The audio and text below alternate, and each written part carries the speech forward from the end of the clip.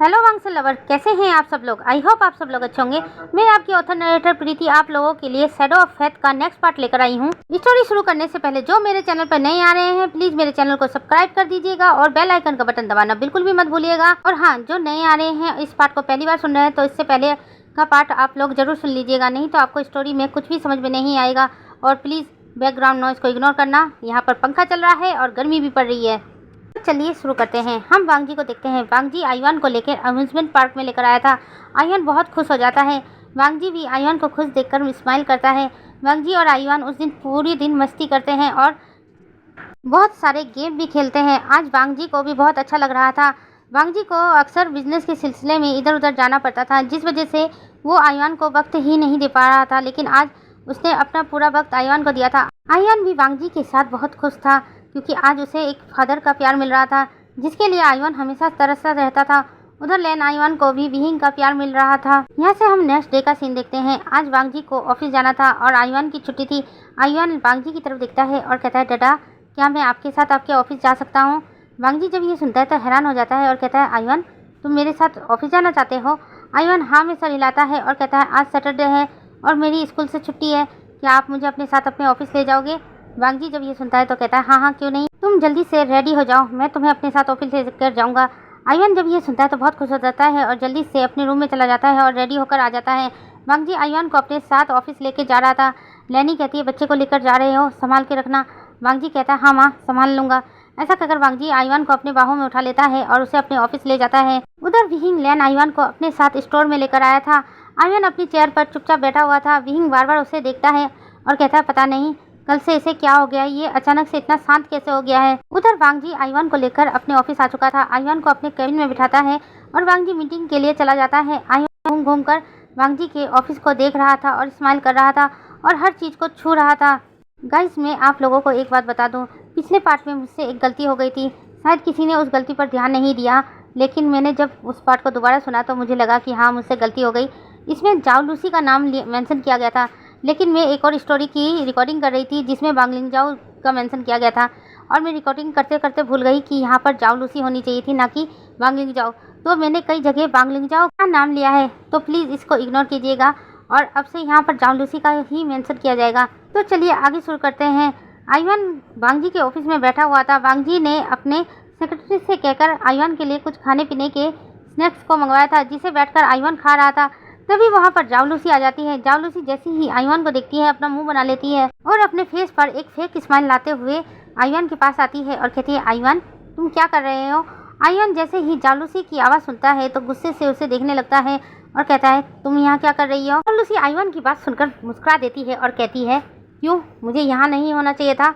आयुआन नाम में सर हिलाता है और कहता है, नहीं, ये मेरे डैड का ऑफिस है, तुम्हें यहाँ नहीं होना चाहिए था। जाओ लूसी कहती है, कुछ दिनों बाद तुम्हारे डैड मेरे हस्बैंड बन जाएंगे और मैं तुम्हारी माँ बन जाऊंगी।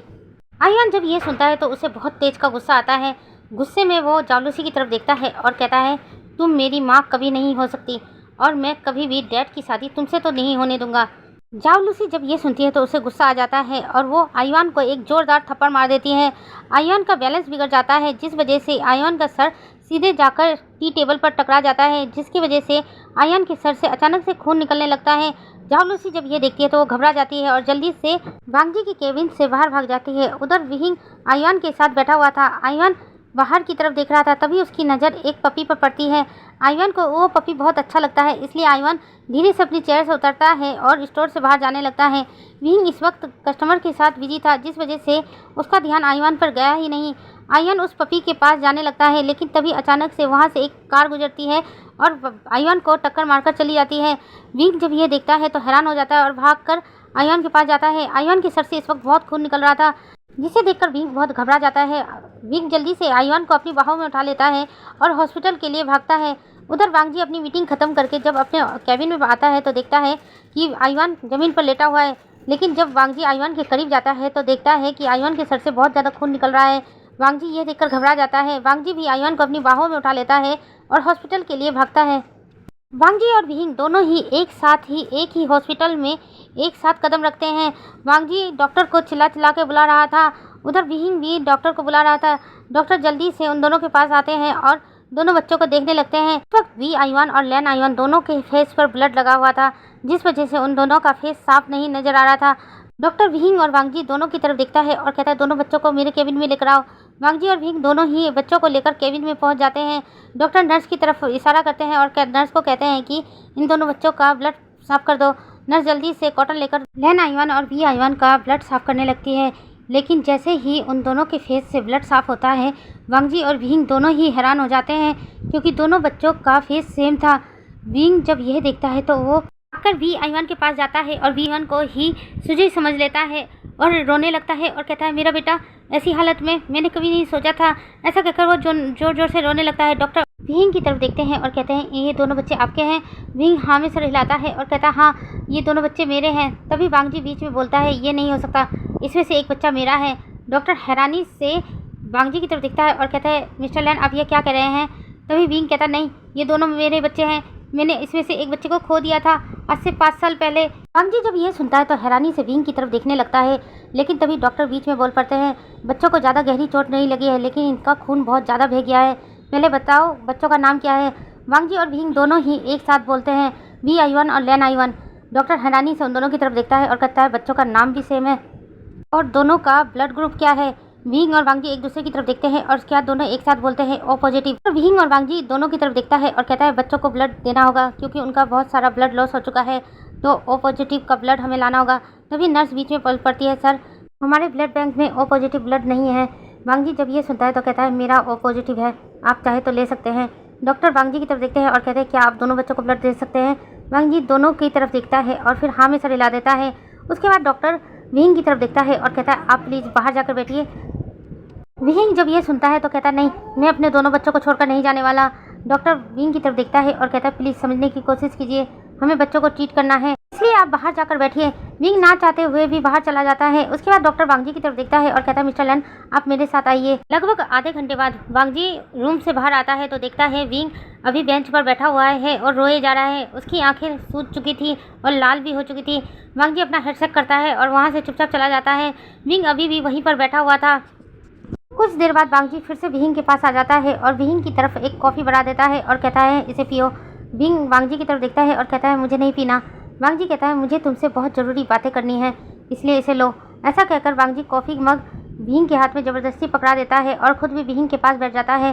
वांगजी अपने साथ जूस भी लेकर आया था जिसे वो पी रहा था और विहिंग की तरफ देखता है और कहता है आज से 5 साल पहले तुमने अपने बच्चे को जिसकी कार में रखा था वो पर्सन मैं ही हूँ।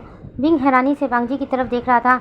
वांगजी कहता है कि उस दिन मैं वहाँ पर एक ज़रूरी मीटिंग करने गया था, मुझे पता ही नहीं था कि मेरे कार में एक बच्चा है। मैं कार को सीधे अपने घर ले गया था, लेकिन जैसे ही मैं कार से उतरा तो मुझे बच्चे की रोने की आवाज़ सुनाई दी। मैंने अपने कार में देखा तो एक बच्चा था। मैंने उस बच्चे को अपनी बाहों में उठा लिया और इधर उधर देखने लगा। फिर उसके बाद बच्चे को लेकर मैं जब अपने घर में गया तो मेरी माँ मुझे देखकर हैरान हो गई और मेरे पास आई और कहा कि वांगजी ये बच्चा किसका है। तो मैंने माँ को कहा कि ये बच्चा मुझे कार में मिला है। माँ ने जल्दी से उस बच्चे को अपनी बाहों में ले लिया और उसे ध्यान से देखने लगी। उसके बाद कहा कि वांगजी ये बच्चा तो हूबहू तुम्हारी तरह है। मैं हैरान हो गया था कि ऐसा कैसे हो सकता है, ये बच्चा मेरी जैसा कैसे दिख सकता है। मेरी माँ ने कहा कि हो ना हो ये तुम्हारा ही बच्चा है, अगर तुम चाहो तो इसका डीएनए टेस्ट करके देख सकते हो, देखना ये तुम्हारा ही बेटा निकलेगा। मैं हैरान था, लेकिन ना चाहते हुए भी मैंने उसका डीएनए टेस्ट कराया और डीएनए टेस्ट करके रिजल्ट क्या आया तुम्हें पता है। विहिंग हैरानी से अब वांगजी की तरफ देख रहा था और कहता है क्या आया। वांगजी विहिंग की तरफ देखता है और कहता है कि वो मेरा ही बेटा है। मैं तुमसे कभी भी नहीं मिला और ना ही तुमसे कभी फिजिकल हुआ, तो तुम बताओगे मेरा बच्चा तुम्हारे पास कैसे आया और ये सब क्या है। विहिंग अपने आंखों को बंद कर लेता है और एक गहरी सांस लेता है और वांगजी की तरफ देखने लगता है। वांगजी कहता है मैंने तुमसे कुछ पूछा, मैंने ना तुम्हें कभी टच किया और आज ही मैं पहली बार तुमसे मिल रहा हूँ। ऐसा कैसे हो सकता है कि तुमने मेरे बच्चों को जन्म दिया, ये कैसे हो सकता है, तुम मुझे बताओ। वो दोनों जुड़वा बच्चे मेरे कैसे हो सकते हैं, मुझे जानना है। विहिंग वांगजी की तरफ देख रहा था। उसके बाद कहता है जब मैं 10 साल का था तब मेरे पेरेंट्स की डेथ हो गई। मेरी फैमिली में कोई भी नहीं था, इसलिए मेरे डैड के फ्रेंड ने मुझे अडॉप्ट कर लिया और अडॉप्ट करके अपने घर ले गए। उनकी वाइफ मुझे बिल्कुल भी पसंद नहीं करती थी, यहाँ तक कि वो मुझसे नौकरों जैसा काम करवाया करती थी। मेरे अंकल देखते थे लेकिन कुछ भी नहीं कहते थे अपनी वाइफ को।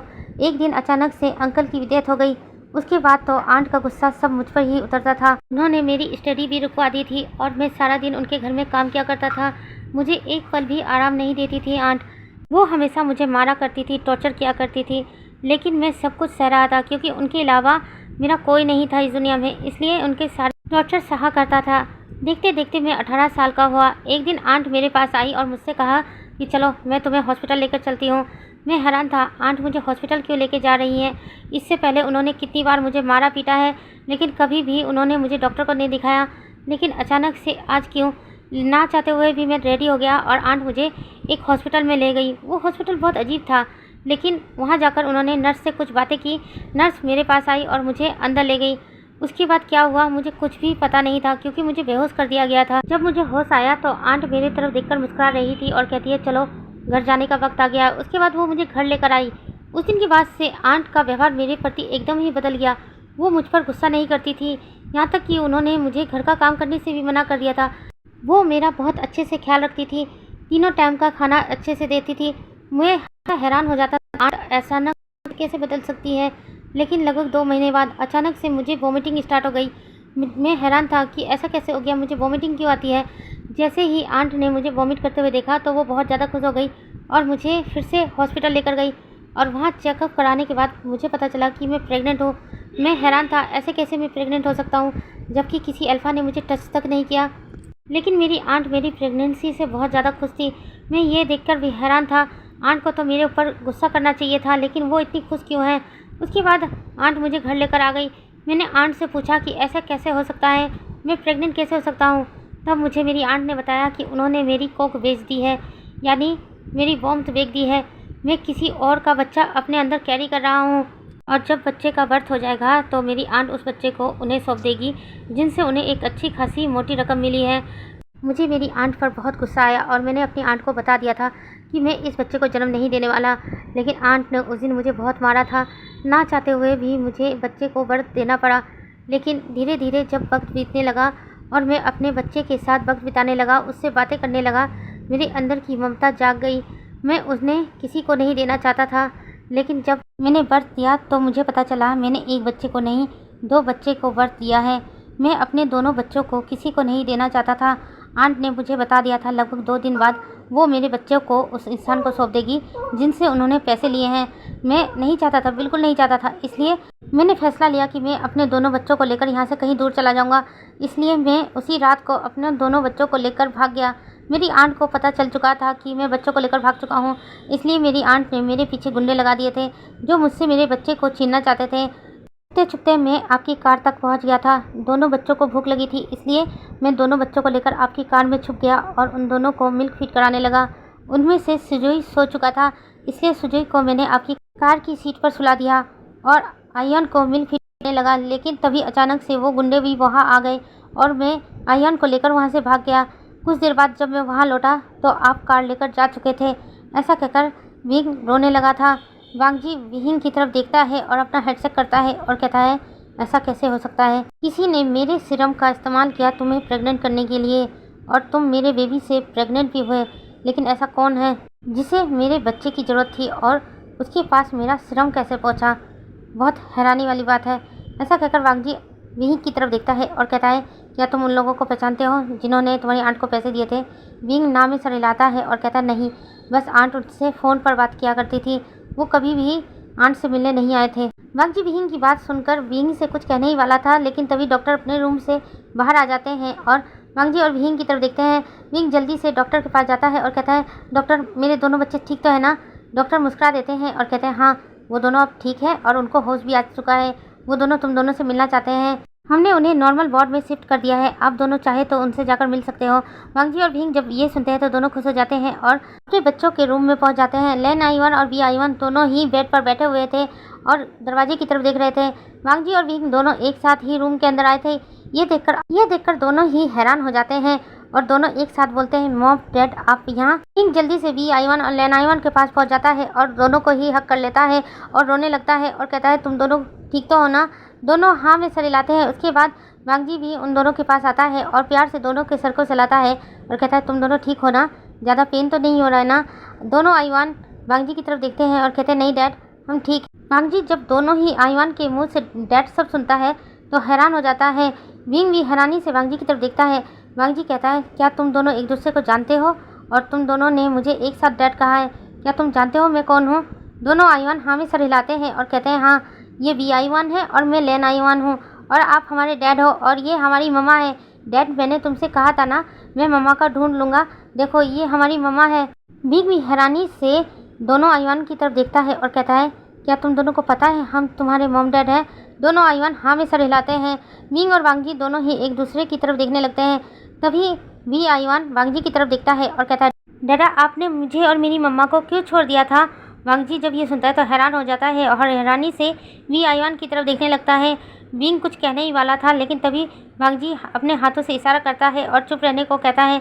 विंग चुप हो जाता है। उसके बाद वांगजी वी आईवान के पास जाकर बैठता है और प्यार से उसके सर को सहलाता है और कहता है, एक्चुअली मैं तुम्हारी मॉम मुझसे किसी बात से नाराज़ हो गई थी, जिस वजह से वो तुम्हें लेकर यहाँ से कहीं दूर चली गई थी और मेरे पास तुम्हारा भाई लेन आईवान रह गया था।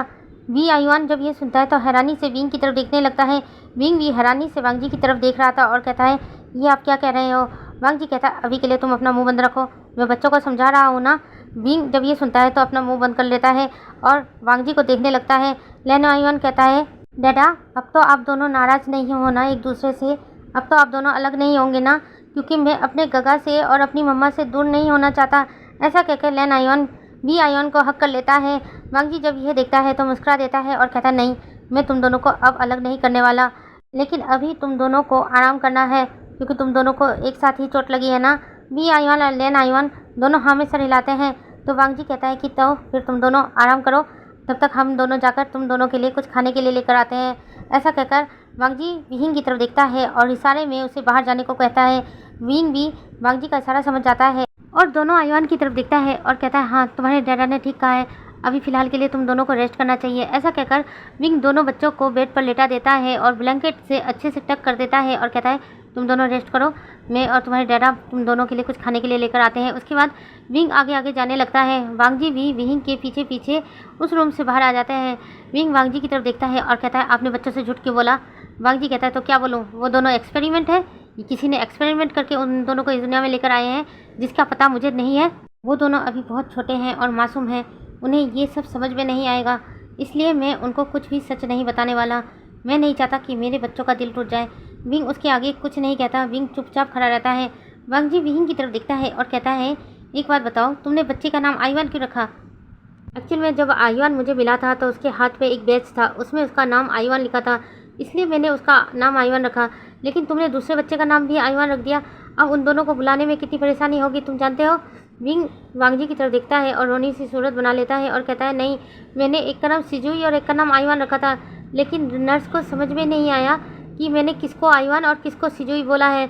नर्स ने आईवान के हाथ में सिजुई का बैच लगा दिया और सिजुई के हाथ में आईवान का बैच लगा दिया।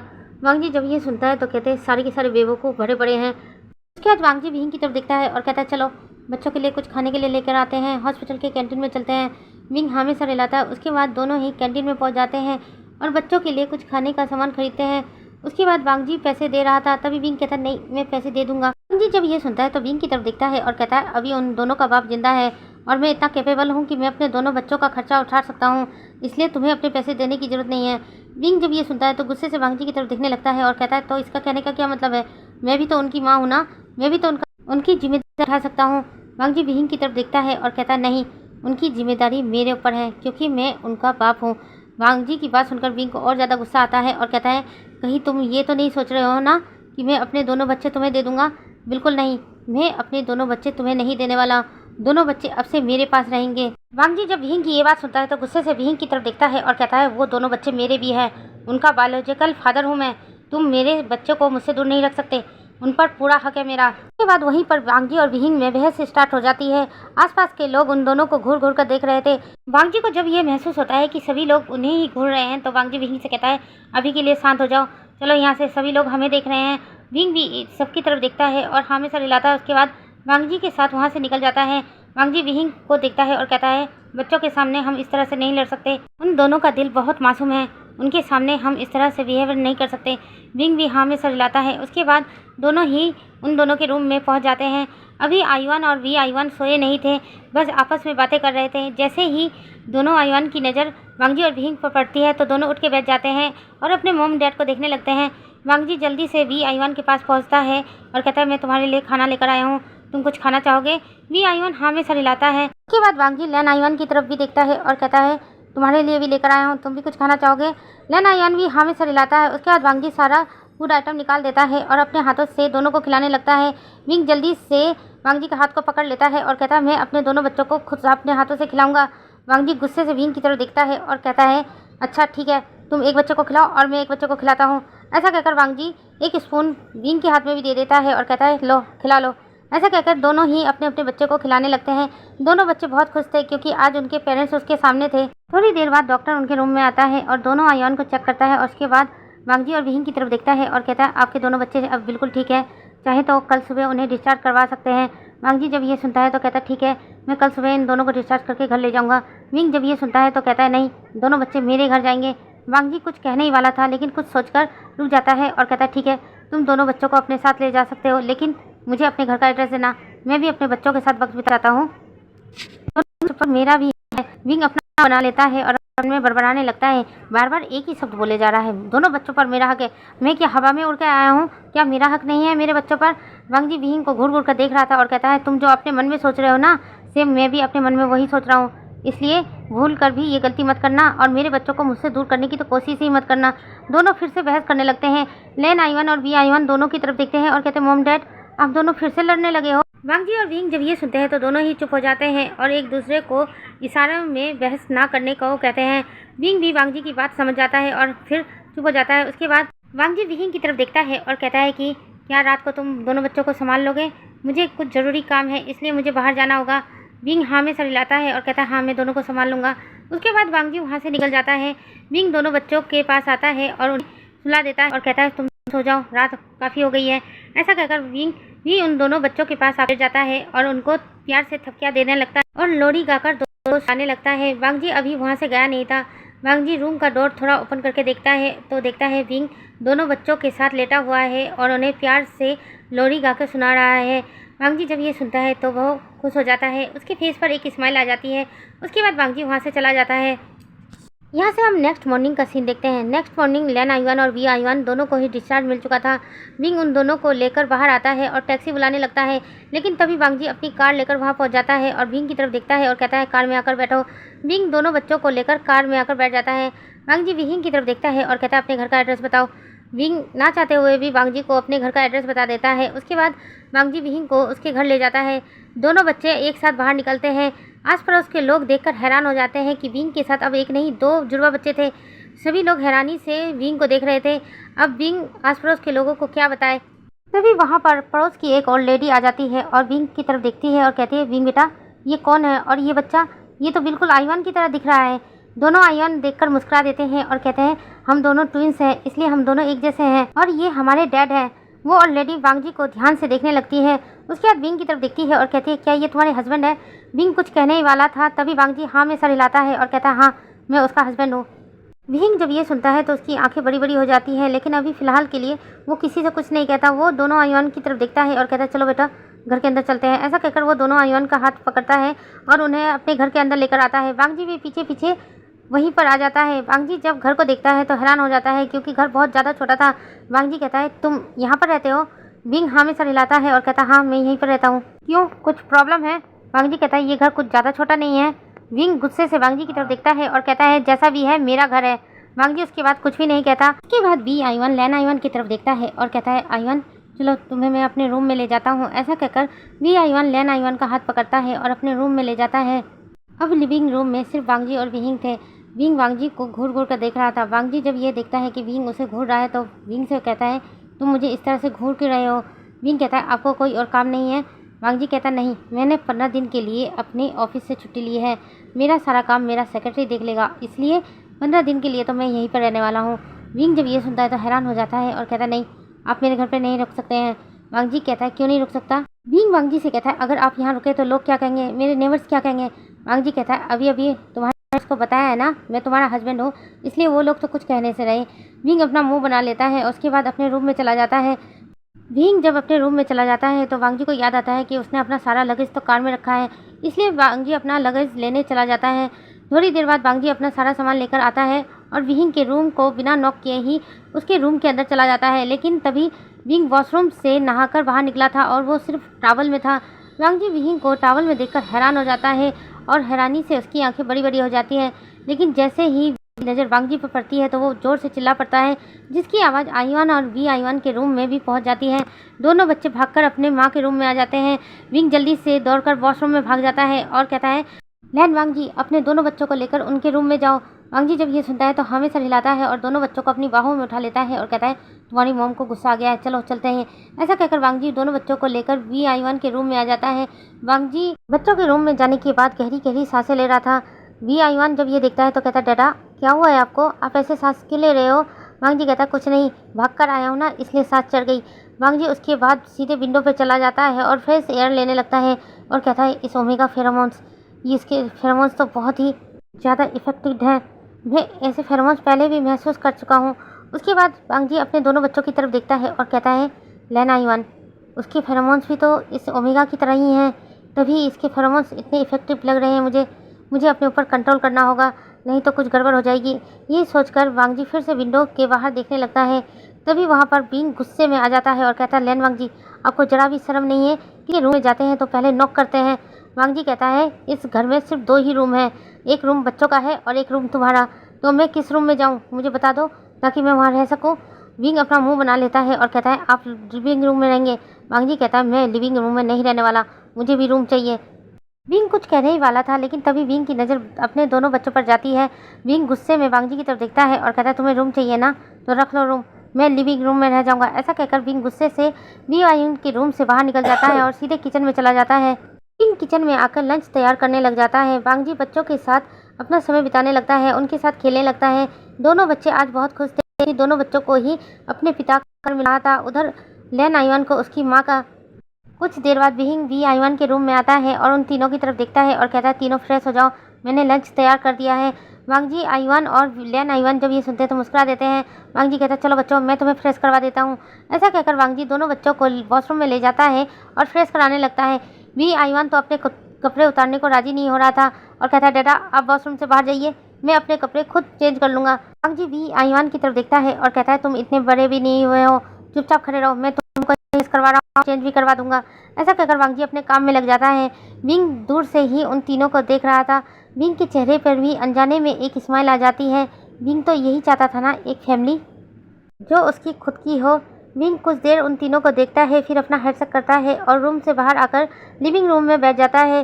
कुछ देर में वांग जी उन दोनों को फ्रेश करवा देता है और चेंज भी करवा कर बाहर लेकर आता है। उसके बाद विंग को देखता है और कहता है, दोनों बच्चे फ्रेश हो गए हैं, अब मैं फ्रेश होने जा रहा हूँ। ऐसा कहकर वांग जी विंग के रूम में चला जाता है फ्रेश होने के लिए।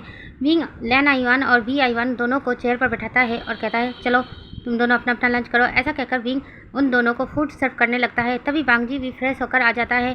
वांग जी भी आकर चेयर पर बैठ जाता है। विंग वांग जी को इग्नोर कर देता है और अपना खाना लेकर खाने लगता है। वांग जी गुस्से से विंग की तरफ देखता है और कहता है, तुम मुझे फूड सर्व नहीं करने वाले? विंग कहता है, भगवान ने तुम्हें हाथ दिए हैं, खुद कर लो, मैं क्यों करने लगा। ऐसा कहकर विंग अपना फूड खाने लगता है। वांग जी गुस्से से विंग की तरफ देखने लगता है और कहता है, मैं तुम्हारा मेहमान हूँ, मेहमान की खातिरदारी कैसे करनी है तुम्हें पता नहीं है। विंग वांग जी की बात सुनकर अपने आईज रोल कर लेता है और अपने मन में कहता है, बिन बुलाया मेहमान। तभी वी आईवान और लैन आईवान दोनों एक साथ बोलते हैं, मम्मा प्लीज़ डैड को भी फूड दीजिए ना। विंग जैसे ही बच्चों की बात सुनता है तो ना चाहते हुए भी वांग जी को फूड सर्व कर देता है। वांग जी जैसे ही पहला बाइट लेता है अचानक से अपनी आंखें बंद कर लेता है। लैन आईवान देख रहा था, क्योंकि लैन आईवान को पता है विंग बहुत टेस्टी खाना बनाता है। लैन आईवान वांग जी से कहता है, डैडा मम्मा ने अच्छा खाना बनाया ना, बहुत टेस्टी है ना। वांग जी ना चाहते हुए हाँ में सर हिला देता है। विंग घूर घूर कर वांग जी को देख रहा था। तभी अचानक वांग जी अपनी आंखें खोलता है और लैन आईवान की तरफ देखता है और कहता है, तुम्हें कैसे पता तुम्हारी मम्मा टेस्टी खाना बनाती है? लैन आईवान कहता है, एक्चुअली मैं गगा और मैं एक ही स्कूल में पढ़ते हैं ना, तो गगा रोज़ मेरे लिए लंच बॉक्स लेकर आया करते थे। ये सुनने के बाद वांग जी आगे कुछ नहीं कहता और चुपचाप अपना फूड फिनिश करने लगता है। विंग भी अपना फूड फिनिश कर देता है। इसके बाद हम टाइम स्किप करके 1 हफ्ते बाद का सीन देखते हैं। 1 हफ्ते तक लैन आईवान और वी आईवान स्कूल नहीं गए थे, क्योंकि उनके सर पर चोट लगी हुई थी, जिस वजह से उन्हें विंग ने स्कूल नहीं भेजा था। लेकिन 1 हफ्ते बाद जब वो दोनों ठीक हो गए थे तो विंग आज उन्हें स्कूल भेजने वाला था। वांग जी ने कह दिया था कि वो बच्चों को स्कूल छोड़ देगा, वहाँ से फिर वो अपने ऑफिस चला जाएगा। विंग ने अपने स्टोर से भी 1 हफ्ते की छुट्टी ली थी, जिस वजह से आज विंग को स्टोर भी जाना था। इसलिए विंग हाँ में सर हिला देता है और कहता है कि बाद में मैं बच्चों को ले आऊँगा। इस 1 हफ्ते में विंग और वांग जी के बीच में कई बार नोक-झोंक हुई थी। वांग जी जानबूझकर विंग को परेशान किया करता था। वांग जी को विंग को परेशान करने में बड़ा मजा आता था, इसलिए जानबूझकर विंग को परेशान करता था। वांग जी भी 1 हफ्ते बाद अपने ऑफिस गया था। ऑफिस में जाकर बैठा ही था कि तभी उसका सेक्रेटरी मिंग वहाँ आ जाता है। सेक्रेटरी मिंग को देखकर वांग जी कहता है, मैंने तुम्हें 1 हफ्ते पहले एक ज़रूरी काम दिया था, क्या तुमने किया? सेक्रेटरी मिंग हाँ में सर हिलाते हैं और कहते हैं, हाँ सर, मैंने सब कुछ पता लगा लिया है। ये लीजिए फाइल, इसमें सारी इन्फॉर्मेशन आपको मिल जाएगी। वांग जी सेक्रेटरी मिंग से उस फाइल को ले लेता है और रीड करना स्टार्ट कर देता है।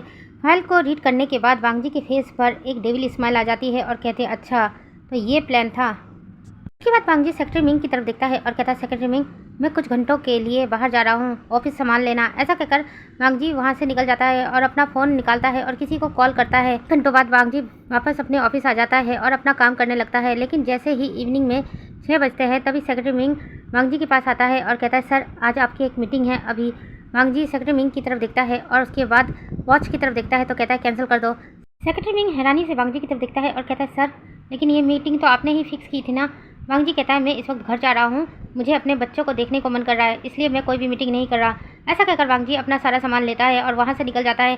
सेक्रेटरी मिंग अपना हेड सेट करने लगते हैं और कहते हैं, अजीब बात है, आज से पहले कभी भी सर ने तो अपनी कोई भी मीटिंग कैंसिल नहीं की है। चाहे जितनी भी रात हो जाए मीटिंग जरूर कंप्लीट करते थे, लेकिन आज तो उन्होंने मीटिंग ही कैंसिल कर दी। वांग जी अपने ऑफिस से निकलकर सीधे विहीं के घर पहुंच जाता है।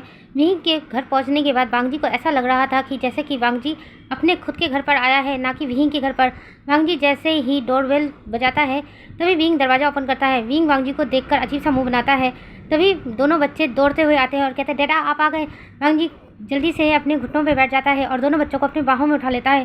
विंग वहाँ से वापस अंदर की तरफ आ जाता है। वांग जी विंग और दोनों बच्चों को नोटिस करता है। तीनों इस वक्त रेडी थे। वांग जी हैरानी से तीनों की तरफ देखता है और कहता है, तुम तीनों कहीं जाने वाले थे? विंग वांग जी की तरफ देखता है और कहता है, हाँ जाने वाले थे। तभी दोनों बच्चे कहते हैं, डैड हम शॉपिंग के लिए जा रहे हैं। वांग जी कहते हैं, शॉपिंग के लिए? विंग वांग जी की तरफ देखता है और कहता है, एक्चुअली मैं घर में कोई भी वेजिटेबल नहीं है, मैं वेजिटेबल मार्केट जा रहा हूँ। वांग जी हैरानी से विंग की तरफ देखता है और कहता है, तुम तो एक स्टोर में काम करते हो ना, वहाँ तो वेजिटेबल मिलती है ना? विंग कहता है, वहाँ की वेजिटेबल बहुत महंगी होती है, इसलिए मैं वहाँ से वेजिटेबल बाय नहीं करता हूँ, मैं ज़्यादातर वेजिटेबल मार्केट से ही लेता हूँ। उसके बाद विंग बच्चों की तरफ देखता है और कहता है, चले। उसके बाद दोनों बच्चे हाँ में सर हिलाते हैं। विंग दोनों बच्चों का हाथ पकड़ता है और वहाँ से जाने लगता है। वांग जी उन तीनों की तरफ देखता है और कहता है, मैं अकेले यहाँ क्या करूँगा? विंग वांग जी की तरफ देखता है और कहता है, जहाँ से आए हो वहीं चले जाओ, अभी तो फिलहाल के लिए हम मार्केट जा रहे हैं। वांग जी कहता है, तो मैं भी तुम लोगों के साथ मार्केट चलूंगा। ऐसा कहकर वांग जी भी उन लोगों के साथ जाने लगता है। तब वांग जी जल्दी से अपने कार का डोर ओपन करता है और उन तीनों को बैठने को बोलता है, लेकिन विंग वांग जी की तरफ देखता है और कहता है, हम लोग पैदल जाने वाले हैं, ना कि कार से। वांग जी अजीब सा फेस बनाता है और कहता है, पैदल जाने वाले हो, जबकि कार है तो तुम कार से चलो ना।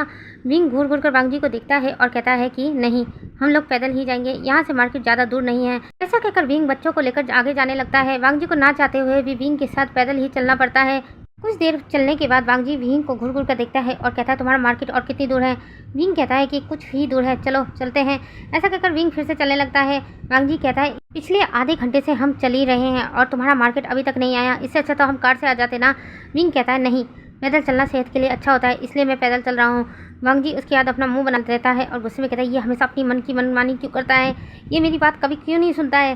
कुछ ही देर में विंग मार्केट पहुंच जाता है और वहां से वेजिटेबल बाई करना स्टार्ट कर देता है, लेकिन साथ के साथ बार्गेनिंग भी कर रहा था। वांग जी ये देखकर इरिटेट हो जाता है और विंग के पास आता है और कहता है, ये तुम क्या कर रहे हो? विंग वांग जी की तरफ देखता है और कहता है, मैं बार्गेनिंग कर रहा हूँ। वांग जी विंग की तरफ देखता है और कहता है, क्या तुम्हारे पास पैसे कम है? अगर पैसे कम है तो मैं दे देता हूँ, लेकिन ऐसे बार्गेनिंग मत करो, बहुत ऑड फील होता है। विंग अपना मुँह बनाता है और कहता है, मिस्टर लैन, मैं आपकी तरह बहुत अमीर नहीं हूँ, मैं एक छोटे से स्टोर में जॉब करता हूँ और मेरी सैलरी बहुत कम है, तो मैं इतने पैसे में अपना घर चलाना जानता हूँ, इसलिए मुझे बार्गेनिंग करने दो और निकलो यहाँ से। ऐसा कहकर वांग जी को वहाँ से धक्का दे देता है और विंग फिर से बार्गेनिंग करते हुए शॉपिंग करना स्टार्ट कर देता है। वांग जी अपने दोनों बच्चों का हाथ पकड़कर बस विंग को देखता रहता है। कुछ देर बाद विंग की जब शॉपिंग हो जाती है तो वांग जी के पास आता है और शॉपिंग बैग वांग जी के हाथ में पकड़ा देता है और दोनों बच्चों का हाथ पकड़ता है और कहता है, तुम दोनों को भूख लगी होगी ना, चलो कुछ खाते हैं। ऐसा कहकर विंग दोनों बच्चों को एक स्टॉल पर लेकर आता है और वहाँ से उनके लिए कुछ स्नैक्स खरीदने लगता है। वांगजी जब यह देखता है तो विंग को मना करता है और कहता है, विंग ये तुम क्या कर रहे हो, ये सब कितने अनहाइजीनिक है, बच्चे बीमार पड़ सकते हैं। विंग वांगजी की तरफ देखता है और अपना मुंह बनाता है और कहता है, कोई भी हाइजीनिक नहीं है, मैं और आईवान तो काफ़ी सालों से खा रहे हैं, हमें तो कुछ नहीं हुआ है। ऐसा कहकर विंग एक स्नैक स्टिक लेन आईवान के हाथ में पकड़ा देता है। लेन आईवान जल्दी से उसे टेस्ट करता है तो कहता है, वाओ मॉम, ये तो बहुत ज़्यादा टेस्टी है, आज से पहले मैंने कभी भी नहीं खाया, ये मुझे बहुत टेस्टी लगा, अब से मैं यही खाऊंगा। ऐसा कहकर लेन आईवान मुस्कुरा देता है।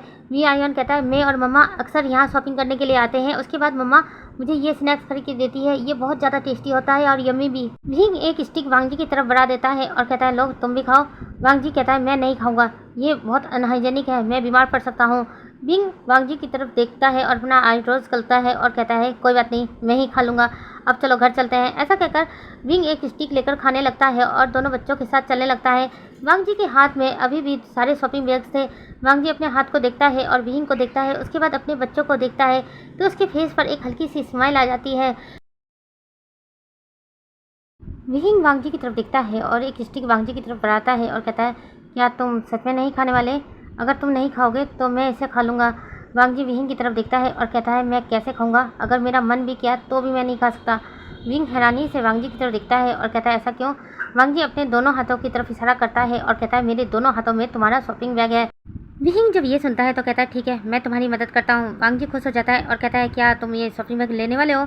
विंग कहता है, नहीं, मैं तुम्हें अपने हाथों से खिलाने वाला हूँ। ऐसा कहकर वो स्टिक वांगजी के सामने बढ़ा देता है। वांगजी ना चाहते हुए भी एक बाइट लेता है तो उसे बहुत ज़्यादा टेस्टी लगता है। वो हैरानी से विंग और बच्चों को देखता है। दोनों बच्चे कहते हैं, डैडा ये बहुत टेस्टी है ना। वांगजी हाँ में सर हिलाता है। उसके बाद विंग और वांगजी और दोनों बच्चे चलते चलते एक ब्रिज पर आ जाते हैं। विंग कुछ देर के लिए वहाँ पर रुक जाता है। वांगजी कहता है, क्यों, क्या हुआ, तुम यहाँ पर क्यों रुक गए। विंग वांगजी की तरफ देखता है और कहता है, मैं अक्सर यहाँ पर आकर थोड़ी देर के लिए रुकता हूँ, देखो ना यहाँ पर कितनी अच्छी ठंडी ठंडी हवा चल रही है। ऐसा कहकर विंग बिल्कुल ब्रिज के करीब खड़ा हो जाता है और अपने दोनों हाथ फैला देता है और ठंडी हवाओं को महसूस करने लगता है। विंग के देखा देखी लेन आईवान और वी आईवान भी वैसा ही करते हैं। वांगजी उन तीनों को देखकर मुस्कुरा देता है। वांगजी को भी दिल कर रहा था कि वो भी ऐसा करे, लेकिन वांगजी के हाथ में तो विंग ने शॉपिंग बैग पकड़ा रखा था, जिस वजह से वांगजी ऐसा नहीं कर पा रहा था।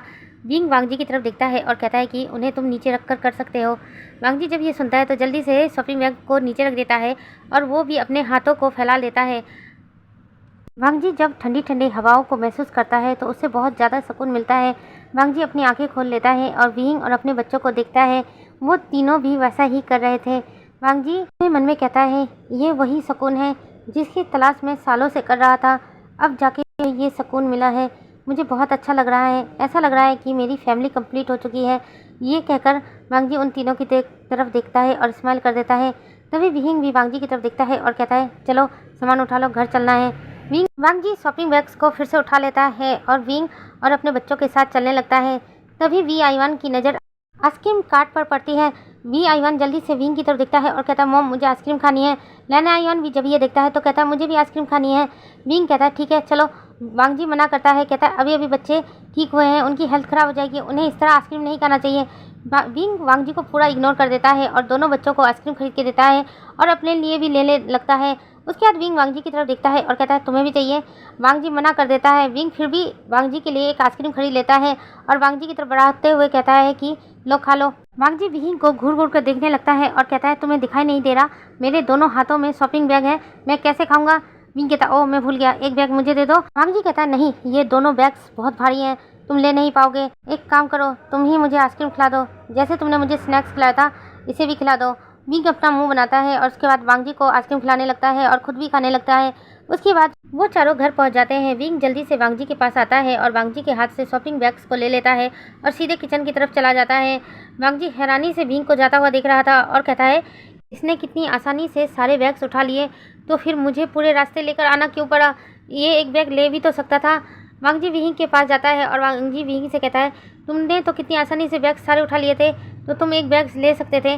विंग अपना मुंह बनाता है और कहता है, तुम ही महान बनने की कोशिश कर रहे थे, तुम्हें लगता है तुम अल्फ़ा हो तो तुम बहुत स्ट्रांग हो और मैं एक ओमेगा हूँ तो मैं बहुत कमज़ोर हूँ। मैं कमज़ोर नहीं हूँ, इतने सालों से मैं खुद का और अपने बच्चे का बहुत अच्छे से ध्यान रख रहा हूँ। ये सब तो मेरे लिए आसान काम है। लेकिन वांग जी जब ये सब सुनता है तो वह चुप हो जाता है और विंग से आगे कुछ नहीं कहता। उसके बाद वांग जी किचन से बाहर आ जाता है। उसके बाद विंग डिनर बनाना स्टार्ट कर देता है। कुछ ही देर में विंग का डिनर बनाना हो जाता है, क्योंकि आज विंग ने सिंपल डिनर बनाया था। उसके बाद विंग वांग जी और बच्चों को बुलाता है। कुछ ही देर में वो लोग अपना डिनर स्टार्ट कर देते हैं। डिनर करने के बाद लेन आईवान वी आईवान दोनों ही विंग की तरफ देखते हैं और कहते हैं, मॉम आज हम जल्दी नहीं सोना चाहते, आज हम मूवी देखना चाहते हैं। विंग जब ये सुनता है तो खुश हो जाता है और कहता है चलो। वांग जी जब ये सुनता है तो कहता है को लेट नाइट तक मूवी नहीं देखना चाहिए, उन्हें जल्दी सो जाना चाहिए। विंग घूर घूर कर वांग जी को देखता है और कहता है, नहीं, एक दिन के लिए ही मूवी देख रहे हैं, रोज थोड़ी लेट नाइट तक जगे रहेंगे। तुम चुप करो, अगर तुम्हें नींद आ रही है तो तुम अपने रूम में जाकर सो सकते हो, मैं तो अपने बच्चों के साथ मूवी देखने वाला हूँ। ऐसा कहकर विंग दोनों बच्चों को लेकर लिविंग रूम में आ जाता है और टीवी स्टार्ट कर देता है। वांग जी ना चाहते हुए भी उनके पास आकर बैठ जाता है। विंग दोनों बच्चों की तरफ देखता है और कहता है, बताओ बच्चों, तुम कौन सी मूवी देखना चाहते हो। वी आयन झट से बोलता है, मॉम हॉरर मूवी, बहुत दिन हो गया हम लोगों ने हॉरर मूवी नहीं देखी। वांग जी जब ये सुनता है तो हैरान हो जाता है और वी आईवान की तरफ देखता है और कहता है, बिल्कुल नहीं, बच्चों को हॉरर मूवी नहीं देखनी चाहिए। विंग कहता है, क्यों नहीं देखनी चाहिए। वांग जी कहता है, क्योंकि वो बहुत डरावनी होती है, बच्चों को डरावने सपने आने लगते हैं। विंग कहता है, ऐसा नहीं है, मैं और आईवान तो बहुत पहले से ही हॉरर मूवी देख रहे हैं। उसके बाद विंग लेन आईवान की तरफ देखता है और कहता है, बेटा तुम देखना चाहोगे। लेन आईवान कहता है, हाँ मॉम, मुझे भी देखना है, लेकिन डैड मुझे हॉरर मूवी देखने ही नहीं देते, क्योंकि उन्हें भूतों से बहुत डर लगता है ना। विंग जब यह सुनता है कि वांग जी को भूतों से डर लगता है तो वांग जी की तरफ देखकर एक डेविल स्माइल देता है और कहता है, अब तो हम लोग हॉरर मूवी ही देखेंगे। वांग जी कहता है, बिल्कुल नहीं, तुम लोग हॉरर मूवी नहीं देखने वाले हो। विंग कहता है, क्यों नहीं देखने वाले। क्योंकि तुम्हें डर लगता है इसलिए हम नहीं देखेंगे, हम तो जरूर देखेंगे। वांग जी कहता है, कौन डरता है। वांग जी विंग की तरफ देखता है और कहता है, मैं नहीं डर रहा, चलो लगाओ हॉरर मूवी, मैं भी देखूंगा। ऐसा कहकर वांग जी भी बैठ जाता है। उसके बाद विंग कहता है, मूवी का मजा तो पॉपकॉर्न खाते हुए आता है, मैं जरा पॉपकॉर्न लेकर आता हूँ। ऐसा कहकर विंग जल्दी से किचन में चला जाता है और पॉपकॉर्न तैयार करने लगता है। कुछ देर बाद विंग पॉपकॉर्न लेकर बाहर आ जाता है और सबको एक एक बॉल दे देता है। वांग जी तब तक हॉरर मूवी लगा रहा था, लेकिन आईवान ने वांग जी से रिमोट लेकर सबसे हॉरर मूवी लगा दी। वांग जी आईवान को बना कर ही रहा था, लेकिन तब तक विंग वहाँ पहुँच जाता है, इसलिए वांग जी चुप हो जाता है। उसके बाद हॉरर मूवी स्टार्ट हो जाती है। सभी लोग बड़े ध्यान से देख रहे थे, लेकिन वांग जी का तो हाथ पैर काँप रहा था। वांग जी डर के मारे अपनी बार बार आंखें बंद कर ले रहा था और बार बार टीवी की तरफ देख रहा था, फिर आंखें बंद कर ले रहा था। लेन आईवान और वी आईवान को तो बिल्कुल डर नहीं लग रहा था। विंग भी मज़े से हॉरर मूवी देख रहा था, लेकिन वांग जी की तो हालत ही खराब हो रही थी। मूवी के एक सीन में वांग जी इतना डर जाता है कि जो चीखना स्टार्ट कर देता है। वांग जी को इस तरह चीखता देखकर विंग जल्दी से टीवी बंद कर देता है और वांग जी की तरफ हैरानी से देखने लगता है। वांग जी डरते हुए काँप रहा था और विंग की तरफ देखता है और कहता है, आज के बाद कोई भी हॉरर मूवी नहीं देखेगा। ऐसा कहकर वांग जी अपने रूम में चला जाता है। विंग लेन आईवान और वी आईवान की तरफ देखता है और कहता है, तुम दोनों भी जाकर सो जाओ। लेन आईवान और वी आईवान विंग की तरफ देखते हैं और कहते हैं, मॉम लेकिन मूवी तो अभी भी बाकी है ना। विंग कहता है, उसे हम किसी और दिन देख लेंगे, जिस दिन तुम्हारे डैड घर पर नहीं होंगे, नहीं तो तुम्हारे डैड कितने डर रहे हैं तुम्हें पता है। तभी लेन आईवान कहता है, वो तो मुझे पता है मॉम, डैड भूतों से बहुत डरते हैं, इसलिए वो कभी भी हॉरर मूवी नहीं देखते, लेकिन आज तो डैड बहुत डर गए हैं। विंग लेन आईवान की बात सुनकर मुस्कुरा देता है और कहता है, हाँ हाँ ठीक है, तुम दोनों अब जाकर सो जाओ, रात काफ़ी हो चुकी है। लेन आईवान और वी आईवान हाँ में सर हिलाते हैं। उसके बाद अपने रूम में चले जाते हैं। विंग भी लिविंग रूम में बिस्तर लगाता है और लेट जाता है। वांग जी भी अपने रूम में आकर लेट गया था, लेकिन वांग जी को बहुत ज़्यादा डर लग रहा था। वांग जी को ऐसा लग रहा था कि उसके आसपास कोई है, इसलिए वांग जी उठकर बैठ जाता है और अपने ऊपर पूरी तरह से ब्लैंकेट ले लेता है। वांग जी बैठे बैठे ही सोने की कोशिश करता है, लेकिन हर बार वो डर जाता था, जिस वजह से वांग जी अपने रूम से बाहर आता है। वांग जी एक बार लिविंग रूम की तरफ देखता है और एक बार वी आईवान के रूम की तरफ देखता है। उसके बाद वांग जी लिविंग रूम में चला जाता है और विंग के पास जाकर लेट जाता है। विंग को जब ये महसूस होता है उसके पास कोई है, तो विंग पीछे मुड़कर देखता है तो वांग जी उसी के पास लेटा हुआ था। वांग जी को देखकर विंग हैरान हो जाता है और कहता है, आप यहाँ क्या कर रहे हो।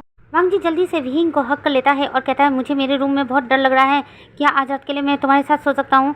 विंग हैरानी से वांग जी की तरफ देख रहा था और कहता है, ये क्या कह रहे हो आप एक अल्फा और मैं एक ओमेगा, हम दोनों एक साथ कैसे सो सकते हैं।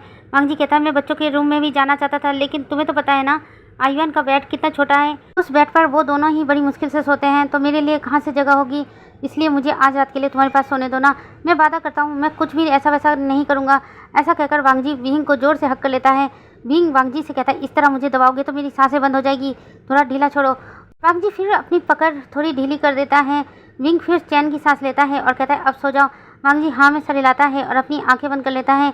कुछ देर विंग वांग जी को ऐसे ही देख रहा था, फिर विंग भी अपनी आंखें बंद कर लेता है। विंग को आज वांग जी की बाहों में बहुत अच्छा लग रहा था, इसलिए विंग भी जल्दी सो जाता है। विंग और वांग जी सोए ही थे, तभी अचानक वी आईवान और लैन आईवान भी अपने रूम से बाहर आ गए थे।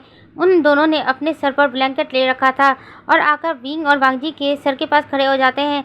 वांग जी को जब महसूस होता है कि उसके पास कोई है तो वांग जी अपनी आंखें खोलकर देखता है तो देखता है कि दो भूत उसके सर के ऊपर खड़े हैं। वांग जी जब ये देखता है तो डर से चिल्लाना स्टार्ट कर देता है। वांग जी को चिल्लाता हुआ देखकर वी आईवान और लैन आईवान भी चिल्लाना स्टार्ट कर देते हैं। विंग जल्दी से उठकर बैठ जाता है और सबकी तरफ देखता है। उसके बाद जल्दी से वी आईवान और लैन आईवान अपने ऊपर से ब्लैंकेट हटा देते हैं। वांग जी जब ये देखता है कि वो वी आईवान और लैन आईवान है तो वांग जी गहरी गहरी सांसें लेने लगता है और गुस्से से उन दोनों की तरफ देखता है और कहता है, तुम क्या चाहते हो कि तुम्हारे डैड इसी उम्र में हार्ट अटैक से मर जाए? ऐसी हरकतें क्यों की तुम दोनों ने? वी आईवान और लैन आईवान बड़ी मासूमियत से वांग जी की तरफ देखते हैं और कहते हैं, डैडा हम क्या करें, हमें रूम में डर लग रहा था इसलिए हम मम्मा के पास आए थे सोने के लिए। ऐसा कहकर वी आईवान और लैन आईवान दोनों ही वांग जी और विहिंग के बीच में आकर लेट जाते हैं। वांग जी और विहिंग एक दूसरे की तरफ देखने लगते हैं। वांग जी अपना हेड सेट करता है और वो भी आकर लेट जाता है। विंग भी लेट जाता है। वांग जी और विहिंग दोनों के हाथ अपने अपने बच्चों के ऊपर थे। वांग जी के फेस में अचानक से एक स्माइल आ जाती है और जल्दी से लैन आईवान और वी आईवान के फोरहेड पर किस कर देता है। आज चारों लिविंग रूम में ही लेटे हुए थे। विंग वांग जी की तरफ देखता है और उसके बाद लैन आईवान और वी आईवान की तरफ देखता है। उसके फेस में भी एक स्माइल आ जाती है और कहता है, सीरियसली ये तीनों तो एक जैसे ही हैं। विंग को भी आज महसूस हो रहा था कि उसकी फैमिली कंप्लीट हो गई है। विंग लैन आईवान और वी आईवान पर हाथ रखता है लेकिन गलती से उसका हाथ वांग जी को टच हो जाता है। वांग जी जल्दी से अपनी आंखें खोलता है। विंग भी वांग जी को देख रहा था और वांग जी भी विहिंग को। वांग जी विहिंग की तरफ देखकर कहता है, गुड नाइट विहिंग। विंग भी वांग जी को गुड नाइट बोलकर अपनी आंखें बंद कर लेता है। देखते ही देखते कुछ दिन और बीत जाते हैं। एक दिन वांग जी विहिंग के पास आता है और कहता है, विंग तुम तैयार हो जाओ और बच्चों को भी तैयार कर दो, हमें कहीं जाना है। विंग हैरानी से वांग जी की तरफ देख रहा था और कहता है, कहीं जाना है? कहाँ पर जाना है? वांग जी कहता है कि तुम्हें वो जानने की ज़रूरत नहीं है लेकिन तुम्हें मेरे साथ जाना होगा। ऐसा कहकर वांग जी वहाँ से चला जाता है। विंग जल्दी से खुद रेडी हो जाता है और बच्चों को भी रेडी कर देता है। उसके बाद वांग जी कार के पास खड़ा हुआ था। विंग जल्दी से दोनों बच्चों को लेकर अपने घर से बाहर निकलता है तो वांग जी को देखता है और कहता है, तुमने मुझे बताया नहीं हम कहाँ जा रहे हैं? वांग जी कहता है, मैं रास्ते में सारी बातें बता दूंगा, अभी फिलहाल तुम तीनों कार में बैठो। विंग उसके आगे कुछ नहीं कहता और बच्चों को लेकर कार में बैठ जाता है। उसके बाद वांग जी कार को लेकर वहाँ से निकल जाता है। यहाँ से कुछ टाइम स्किप करके हम लैन मैंसन का सीन देखते हैं। लैन मैंसन को बहुत अच्छे से डेकोरेट किया गया था क्योंकि आज लैन मैंसन में लैन वांग जी और जाओ लूसी की शादी थी। तैयारियां बहुत अच्छे से चल रही थी। लूसी रेडी होकर स्टेज पर आ चुकी थी। उसकी मॉम उसके पास ही खड़ी थी। जाओ लूसी खुश होते हुए अपनी माँ की तरफ देखती है और कहती है, माँ हमारा प्लान सक्सेस हुआ, आज मेरी शादी लैन वांग जी से हो रही है। उसकी माँ कहती है, हाँ बेटा बस इस बार अपनी फिकर की चिंता मत करना, बस लैन वांग जी को एक बेबी दे देना तो देखना लैन वांग जी तुम्हारे पीछे पीछे घूमता रहेगा, और हाँ उस पिल्ले को खुद से और वांग जी से दूर रखने की कोशिश करना। जाओ लूसी मुस्कुरा देती है और कहती है, हाँ माँ मैं ऐसा ही करूँगी। धीरे धीरे करके गेस्ट भी आना शुरू हो गए थे और उनके साथ रिपोर्टर्स भी आए थे क्योंकि वांग जी कोई मामूली इंसान नहीं था। वांग जी चाइना का नंबर 1 बिजनेसमैन था, इसलिए सारे न्यूज़ रिपोर्टर वांग जी की शादी कैप्चर करने के लिए आए हुए थे। कुछ ही देर बाद वांग जी की कार लैन मैंसन में आ जाती है। वांग जी अपनी कार से निकलकर पार्टी हॉल की तरफ बढ़ जाता है। जैसे ही जाओ लूसी को खबर मिलती है कि वांग जी आ चुका है तो जाओ लूसी बहुत खुश हो जाती है। जाओ लूसी जल्दी से स्टेज से नीचे उतरने लगती है लेकिन वांग जी इशारे में उसे स्टेज पर ही रुकने को कहता है। जाओ लूसी ये देखकर मुस्कुरा देती है और वहीं पर खड़ी हो जाती है। तभी वांग जी थोड़ा आगे बढ़ता है और वेटर को माइक लाने को कहता है। वेटर जल्दी से एक माइक लेकर आता है। वांग जी उस माइक को लेता है और जाओ लूसी की तरफ देखकर मुस्कुरा देता है और उसके बाद माइक अपने हाथ में लेकर बोलना स्टार्ट करता है और कहता है, लेडीज़ एंड जेंटलमैन आज आप लोग मेरी शादी की खुशी में यहाँ आए हैं लेकिन आप सब लोगों को मैं बता दूँ मैं ये शादी नहीं करने वाला। जाओ लूसी जब ये सुनती है तो हैरान हो जाती है और जल्दी से भागकर आकर वांग जी के पास खड़ी हो जाती है और कहती है, वांग जी ये तुम क्या कह रहे हो? उस दिन तुमने ही तो कहा था कि तुम मुझसे शादी करना चाहते हो। वांग जी जब ये सुनता है तो हैरानी से जाओ लूसी की तरफ देखता है और कहता है, जाओ लूसी मैंने ऐसा कब कहा कि मैं तुमसे शादी करना चाहता हूँ? यहाँ से हम एक छोटा सा फ्लैशबैक देखते हैं। उस दिन जब सेक्रेटरी मिंग ने फाइल वांग जी के हाथ में पकड़ाई थी तो वांग जी को सारा माजरा समझ में आ गया था, इसलिए वांग जी ने जल्दी से अपना फ़ोन निकाला और कार्वन ली को फ़ोन करके कहा कि जाओ लूसी और उसकी मॉम को घर पर बुलाओ, मैं आ रहा हूँ।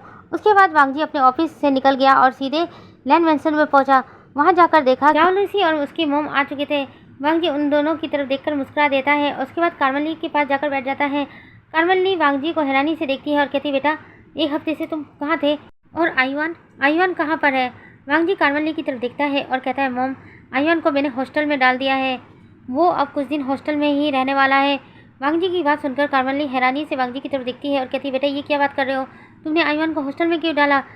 जाओ लूसी और उसकी मॉम जब ये सुनते हैं तो वो दोनों मुस्कुराने लगते हैं। वांग जी उन दोनों की खुशी देख पा रहा था और यह देखकर वांग जी के फेस पर एक डेविल स्माइल आ जाती है। उसके बाद वांग जी कार्मेली की तरफ देखता है और कहता है मॉम, आपको तो अच्छे से पता है ना, आयुन जाओ लूसी को बिल्कुल पसंद नहीं करता और जब भी मेरी और जावलूसी की शादी की बात आती है तो आयुन गुस्सा करने लगता है। इसलिए मैंने सोचा जब तक मेरी और जावलूसी की शादी नहीं हो जाती तब तक आयुन हॉस्टल में ही रहेगा।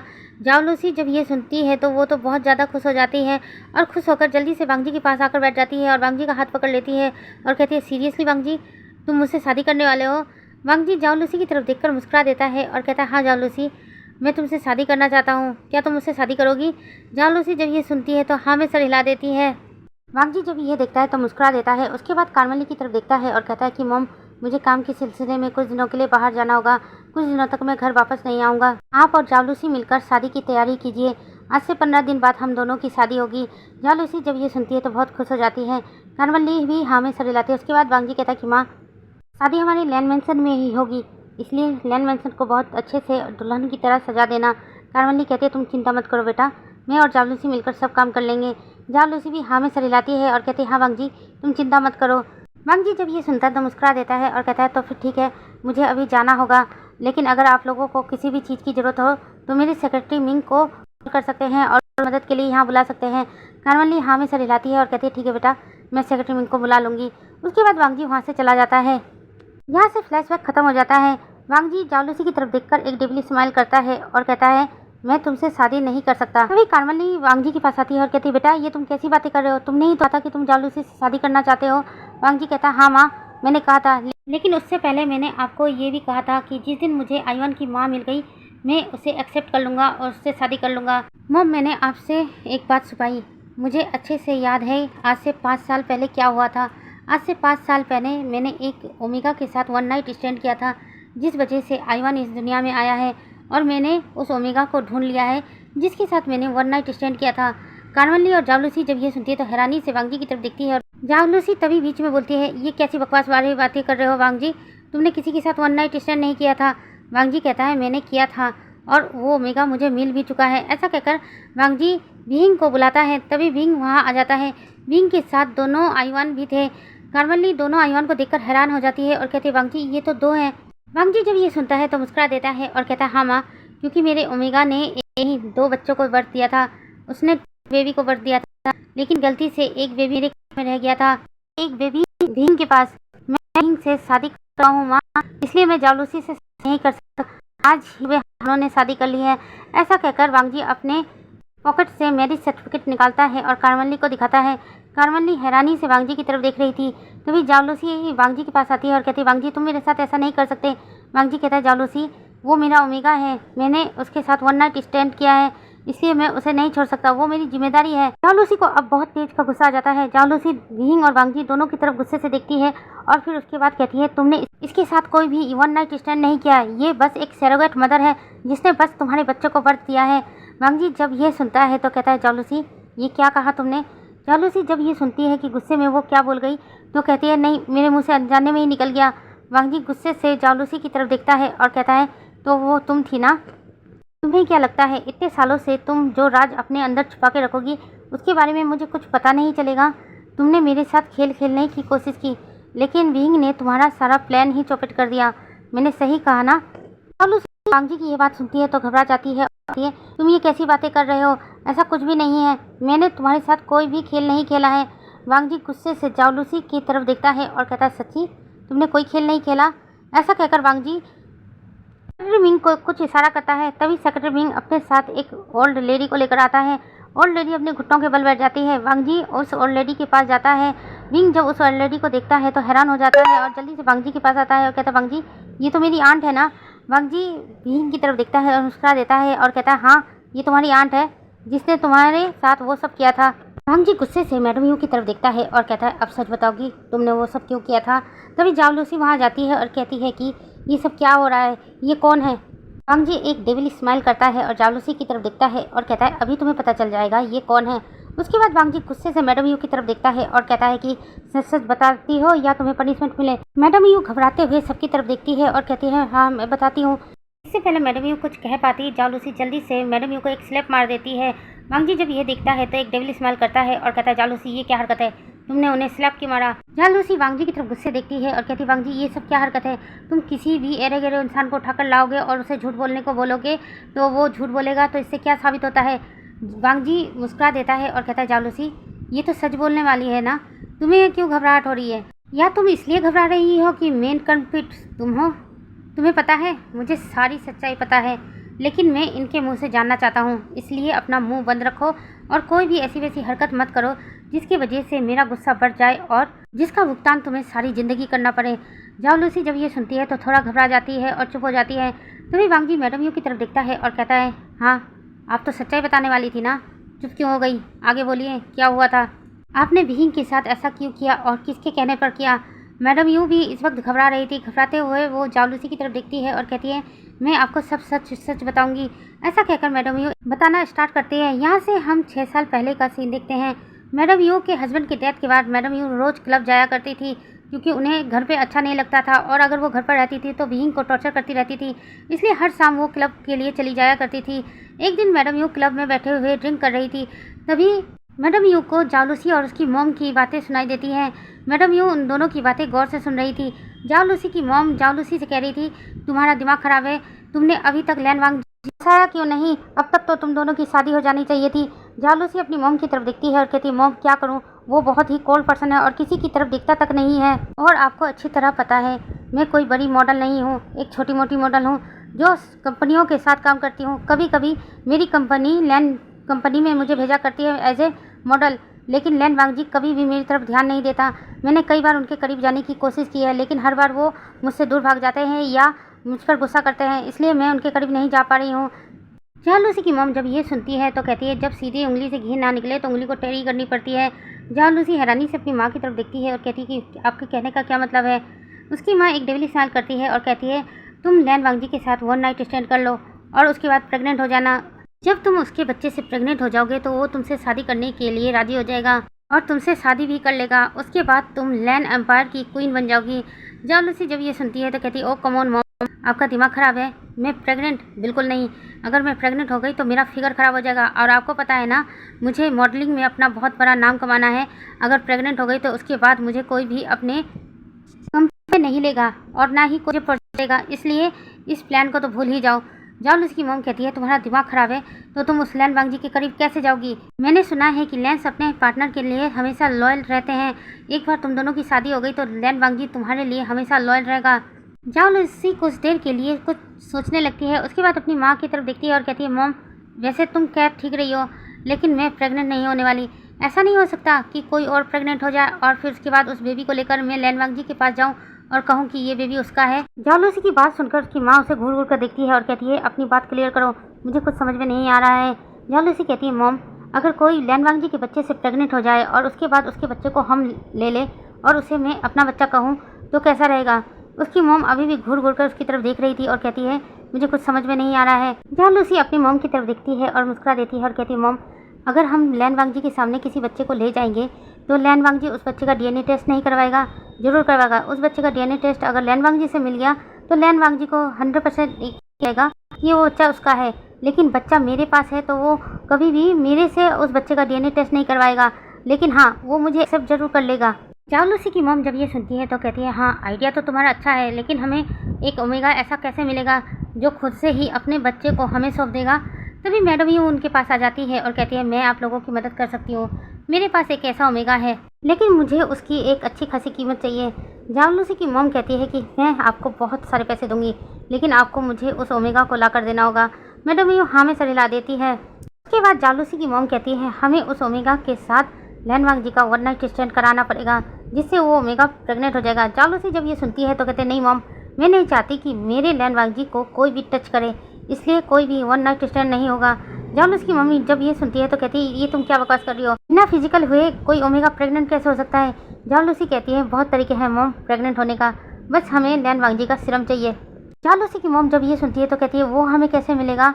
जाओ लूसी कहती है हमें लैन वांग जी पर नज़र रखना होगा उसकी रट कब आती है, रट के समय हम उसका श्रम ले सकते हैं। ऐसा कहकर स्माइल करती है और मैडम यू उन दोनों की बातें सुन रही थी। मैडम यू उन दोनों की बातें सुनने के बाद कहती है, तो ठीक है, जब आपको उस इंसान का श्रम मिल जाए तो मुझे बता देना, मैं अपने ओमेगा को लेकर आप लोगों के पास पहुंच जाऊंगा। ऐसा कहकर मैडम यू वहाँ से चली जाती है। मैडम यू के वहाँ से जाने के बाद जालूसी और उसकी मॉम अपने काम पर लग जाते हैं। जालूसी की मॉम ऑलरेडी एक डॉक्टर से बात कर चुकी थी और जालूसी भी वांगजी पर नज़र रख रही थी। एक दिन वांगजी एक पार्टी में गया था जहाँ अचानक से उसकी तबीयत खराब हो गई थी, जिस वजह से वांगजी उसी होटल के एक रूम बुक करवा लेता है और उस रूम में चला जाता है। जालूसी को स्टाफ से पता चलता है कि लैन वांगजी की रट आ चुकी है, जिस वजह से लैन वांगजी ने अपने लिए एक रूम बुक किया है और कह दिया है कि उसके आसपास कोई भी ना भटके। जालूसी को जब ये पता चलता है तो जालूसी जल्दी से अपने मॉम को कॉल करती है और उसकी मॉम डॉक्टर को लेकर जालूसी के पास पहुंच जाती है। जालूसी होटल के ही स्टाफ को कुछ पैसे देकर लैन वांगजी के रूम का एक्सेस की ले लेती है। जब वो लोग लैन वांगजी के रूम के पास पहुंचते हैं तो रूम के अंदर से बहुत चीखने चिल्लाने की आवाज़ सुनाई देती है, जो कि लैन वांगजी चिल्ला रहा था। कुछ घंटों बाद अचानक से लैन वांगजी के चिल्लाने की आवाज़ बंद हो जाती है। डॉक्टर दोनों की तरफ दिखता है और कहता है, शायद अब तक वो थक हार कर सो चुका होगा, हमें अभी अपना काम पूरा करना होगा। अगर हम उसके बाद गए और उसकी रट फिर से स्टार्ट हो गई तो जो भी अंदर जाएगा उसके लिए बहुत भयानक होगा, क्योंकि वो अल्फ़ा एक डोमिनेट अल्फ़ा है और डोमिनेट अल्फ़ा की रट बहुत भयंकर होती है।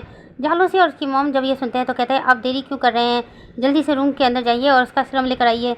डॉक्टर हाँ में सर हिलाते हैं और वांगजी के रूम में चले जाते हैं और फिर कुछ देर बाद वांगजी का श्रम लेकर बाहर आ जाते हैं। उसके बाद जालूसी की मॉम मैडम यू को कॉल कर देती है और कहती है कि आप अपने ओमेगा को लेकर हमारे हॉस्पिटल में पहुंच जाइए और मैडम यू विहिंग को लेकर वहां पहुंच भी जाती है। यहां से फ्लैशबैक खत्म होता है। वहां पर मौजूद लोग हैरानी से जालूसी और उसकी मॉम की तरफ देखने लगते हैं। जालूसी जल्दी से वांगजी के पास आती है और कहती है, वांगजी ये सब झूठ है, मैंने ऐसा कुछ भी नहीं किया। वांगजी जल्दी से जालूसी का हाथ अपने हाथ से हटाता है और कहता है, तुम लोगों का प्लान तो ठीक ठाक चल रहा था, लेकिन विहिंग ने तुम लोगों का प्लान फेल कर दिया और अपने बच्चों को लेकर भाग गया। और देखो ना, विहिंग और मेरी किस्मत, एक बच्चा विहिंग के पास और एक बच्चा मेरे पास था। और जब तुम लोगों का पहला प्लान चौपट हो गया तो तुम लोगों ने दूसरा प्लान बनाया और दूसरे प्लान में ये बनाया कि तुम्हारी मॉम मेरी मॉम से फ्रेंडशिप करेगी और मेरे लैंड मेंशन में घुसेगी और धीरे धीरे तुम लोगों का प्लान सक्सेसफुल भी हो गया। मेरी मॉम को तो पता ही नहीं था ये सब तुम दोनों माँ बेटी का प्लान था। जालूसी की मॉम जल्दी से आती है और कहती है, नहीं ये सब झूठ है। तभी कार्मेन ली जालूसी की मॉम के पास आती है और कहती है, तुमने इस तरह की हरकत की, मैं तुम्हें अपना दोस्त समझती थी। ऐसा कहकर कार्मेन ली जालूसी की मॉम को एक जोरदार स्लैप मारती है। जालूसी की मॉम वहीं पर गिर जाती है। तभी वांगजी सेक्रेटरी मिंग की तरफ देखता है और कहता है, सेक्रेटरी मिंग क्या आपने पुलिस को इन्फॉर्म किया था? सेक्रेटरी मिंग हाँ में सर हिलाते हैं और कहते हैं, हाँ सर, वो लोग पहुंचते ही होंगे। कुछ देर बाद पुलिस वाले भी वहां पहुंच जाते हैं। जालूसी और उसकी मॉम जब ये देखते हैं तो घबरा जाते हैं। मैडम यू भी घबरा जाती है। वांगजी पुलिस ऑफिसर की तरफ देखता है और कहता है, अरेस्ट करो इनको। जालूसी जब ये देखती है तो घबरा जाती है और रोने लगती है और कहती है, नहीं वांगजी, आज के बाद मैं ऐसा कुछ नहीं करूँगी, मुझे माफ़ कर दो, प्लीज़ मुझे माफ़ कर दो। वांगजी गुस्से से जालूसी की तरफ देखता है और कहता है, तुमने पहले जो किया उसके लिए तो मैं फिर भी तुम्हें माफ़ कर दूं, लेकिन उस दिन जिस दिन मेरा बेटा ऑफिस में था और तुमने मेरे बेटे को चोट पहुंचाई थी, उसके लिए मैं तुम्हें कभी माफ़ नहीं कर सकता। तुम्हारे वजह से मेरे बच्चे का कितना खून बह गया था तुम्हें पता है, और तुमने उसे ऐसी ही हालत में छोड़कर वहाँ से चली गई थी। कम से कम उसे हॉस्पिटल तो पहुँचा देती, लेकिन नहीं, तुमने उसे मारने की कोशिश की थी। तुमने उस दिन क्यों, आगे भी बहुत बार तुमने उसे मारने की कोशिश की थी, जिसके लिए मैं तुम्हें कभी भी माफ़ नहीं कर सकता। ऐसा कहकर वांगजी पुलिस ऑफिसर की तरफ इशारा करता है। पुलिस ऑफिसर जालूसी, उसकी मॉम और मैडम यू को अरेस्ट कर लेते हैं और उन तीनों को वहाँ से ले जाते हैं। विंग की आंखों में आंसू आ गए थे। वांगजी जल्दी से हैंकी निकालता है और विंग के आंसुओं को पोंछता है और कहता है, तुम क्यों रो रहे हो, सब कुछ तो ठीक हो चुका है ना, आज के बाद कभी भी तुम्हारी आंखों से आंसू नहीं बहने चाहिए। ऐसा कहकर वांगजी विंग की तरफ देखकर स्माइल कर देता है। विंग रोते हुए स्माइल करने लगता है। तभी कार्मेन ली वांगजी के पास आती है और कहती है, वांगजी इतना सब कुछ हो गया और मुझे पता तक नहीं चला, वो दोस्त बनकर दुश्मन वाला काम कर गई। वांगजी अपनी मॉम की तरफ देखकर स्माइल करता है और कहता है, मॉम होता है कभी कभी ज़िंदगी में ऐसे लोग भी आते हैं, अब आपको उन्हें भूल जाना चाहिए। तभी कार्मेन ली की नज़र दोनों आईवान पर जाती है। कार्मेन ली वांगजी की तरफ देखती है और कहती है, इसमें से हमारा आईवान कौन सा है? वांगजी मुस्कुरा देता है और कहता है, मॉम ये दोनों ही आईवान है। कार्मेन ली हैरानी से वांगजी की तरफ देखती है और कहती है, क्या, मैं समझी नहीं। वांगजी मुस्कुरा देता है और कहता है, मॉम इन दोनों का नाम ही आईवान है, इसका नाम लैन आईवान और इसका नाम वी आईवान। कार्मेन ली हैरानी हो जाती है और जल्दी से ही दोनों को अपनी बाहों में ले लेती है और दोनों के ही फोरहेड पर किस करने लगती है। पार्टी में आए सारे गेस्ट धीरे धीरे करके वहाँ से जाने लगते हैं, लेकिन वांगजी उन लोगों की तरफ देखता है और उन लोगों को कहता है कि पार्टी अभी ख़त्म नहीं हुई है, क्योंकि आज ही लैन वांगजी ने शादी की है, तो आज उसकी शादी की पार्टी है और सभी लोग एंजॉय करें। जब गेस्ट ये बातें सुनते हैं तो सभी लोग क्लैपिंग करना स्टार्ट कर देते हैं और पार्टी एंजॉय करने लगते हैं। कार्मेल ली विहिंग के पास आती है और कहती है, विहिंग बेटा तुम मेरे साथ चलो।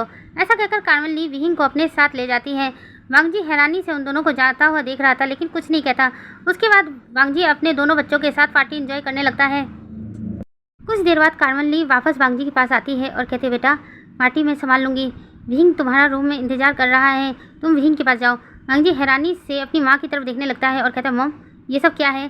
कार्मेल ली मुस्कुरा देती है और कहती है, बेटा आज तो तुम्हारी वेडिंग हुई है ना, तो आज तो वेडिंग नाइट भी है, जाओ तुम्हारा ओमेगा तुम्हारा इंतजार कर रहा है, और बच्चों की चिंता मत करो, बच्चों को मैं संभाल लूँगी।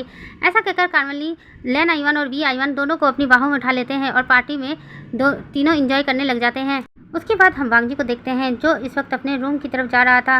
वांगजी रूम का दरवाज़ा ओपन करता है तो देखकर हैरान हो जाता है, क्योंकि पूरा रूम ही डेकोरेट कराया हुआ था। उधर विहिंग बेड पर बैठा हुआ था, विहिंग के फेस के ऊपर एक बेल था और विहिंग ने वेडिंग ड्रेस पहन रखी थी। वांगजी धीरे धीरे विहिंग के करीब जाता है और विहिंग का वेल हटा देता है और वांगजी विहिंग को देखकर हैरान हो जाता है, क्योंकि विहिंग बहुत ज़्यादा खूबसूरत नज़र आ रहा था। वांगजी विहिंग के पास बैठ जाता है और विहिंग को देखने लगता है। विहिंग ने इस वक्त अपनी आंखें बंद कर रखी थी, विहिंग की आंखों से आंसू बह रहे थे। वांगजी विहिंग के आंसुओं को पोंछता है और कहता है, मैंने तुमसे मना किया था ना कि मैं तुम्हारी आंखों में दोबारा आंसू नहीं देख सकता, तो तुम रो क्यों रहे हो। विहिंग अपनी आंखें खोलता है और वांगजी की तरफ देखता है और कहता है, मैंने कभी नहीं सोचा था मेरी लाइफ इस तरह यू टर्न लेगी और मुझे मेरा अल्फा और मेरा बेटा दोनों मिल जाएंगे। वांगजी स्माइल करता है और कहता है, हाँ मैंने भी कभी नहीं सोचा था कि तुम मेरे ओमेगा बनोगे, लेकिन सच कहूँ जब मैंने दोनों बच्चों को तुम्हारे साथ देखा तो मुझे एक फैमिली वाली फीलिंग आई। मुझे एहसास हो गया था कि मैं तुमसे प्यार करने लगा हूँ। ये 1 महीना मैं तुम्हारे साथ रहा, लेकिन सच कहूँ मुझे कभी ये महसूस ही नहीं हुआ कि मैं किसी और ओमेगा के पास हूँ। जब भी तुम्हें देखता था तो मुझे ऐसा लगता था कि तुम मेरे ओमेगा हो, इसलिए मैंने तुमसे शादी कर ली, क्योंकि मैं अपने दोनों बच्चों को अपने पास रखना चाहता हूँ और साथ में तुम्हें भी। और उस दिन जब तुम्हारे नेबर्स ने पूछा था क्या ये तुम्हारा हस्बैंड है, उस दिन मैंने झूठ बोल दिया था, लेकिन मैं अब दिल से तुम्हारा हस्बैंड बनना चाहता था, इसलिए आज ही मैंने तुमसे शादी कर ली। ऐसा कहकर वांगजी विहिंग की आंखों में देखने लगता है। विहिंग अपनी नज़रें नीचे कर लेता है। वांगजी विहिंग के चिन्ह को उठाता है और कहता है, मेरी आंखों में देखो विहिंग। विहिंग वांगजी की बात सुनने के बाद अपनी नज़रें ऊपर करके वांगजी को देखने लगता है।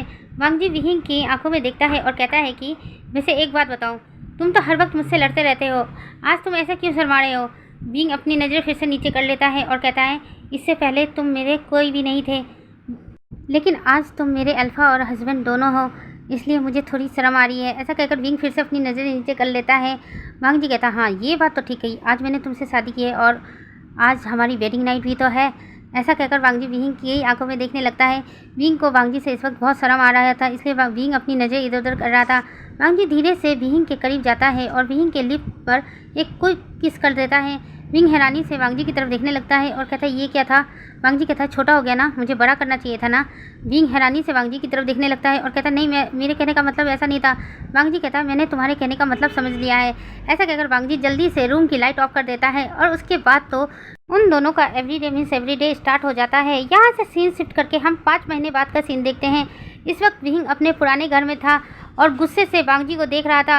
वांगजी अपनी नज़रें नीचे करके घुटनों पर बैठा हुआ था। तभी वहाँ पर कार्मेल ली आ जाती है और जो विहिंग के लिए कुछ खाने के लिए बनाकर लेकर आई थी और विहिंग की तरफ प्लेट बढ़ा देती है और कहती, बेटा अब माफ़ कर दो उसे, कब से वो घुटनों के बल बैठा हुआ है। विहिंग गुस्से से कार्मेल ली की तरफ देखता है और कहता है, मॉम आप अपना बेटे का साइड लेना बंद कीजिए, मैंने उसको शॉपिंग करके लाने को कहा था और ये देखो सारी महंगी महंगी चीज़ें उठा कर लेकर आया, पैसों की कोई कीमत ही नहीं है इसके पास। वांगजी विहिंग की तरफ देखता है और कहता है, विहिंग तुम्हें पैसे की टेंशन लेने की जरूरत नहीं है, तुम्हें पता है ना तुम्हारा हस्बैंड मिलियनियर है। विहिंग गुस्से से वांगजी की तरफ देखता है और कहता है, तुम अरबपति हो, करोड़पति हो या उससे भी आगे के पति हो, मुझे उससे कोई मतलब नहीं है। पैसे पैर पर नहीं उगते हैं, उसके लिए मेहनत करनी पड़ती है और तुम अपने पैसे इस तरह से उड़ा दोगे, ये मैं कभी नहीं होने दे सकता। और मैंने तुम्हें कितनी बार समझाया है, अगर कोई भी सामान खरीदते हो तो बार्गेनिंग जरूर किया करो। वांगजी हैरानी से विहिंग की तरफ देखता है और कहता है, विहिंग मैंने ये सारी शॉपिंग मॉल से की है और शॉपिंग मॉल में बार्गेनिंग नहीं चलती है। विहिंग अपना मुंह बना लेता है और कहता है, तो तुम्हें शॉपिंग मॉल से शॉपिंग करने को कहता कौन है, तुम नॉर्मल मार्केट से भी तो शॉपिंग कर सकते थे ना। कार्मेल ली विहिंग की बातें सुनकर मुस्कुरा रही थी। वांगजी विहिंग की तरफ देखता है और कहता है, सीरियसली विहिंग, मैं अगर नॉर्मल मार्केट में जाकर शॉपिंग का तो लोग क्या कहेंगे। वांगजी की बात सुनकर विहिंग गुस्से से वांगजी की तरफ देखता है और कहता है, तुम्हें लोगों की परवाह है और पैसों की नहीं।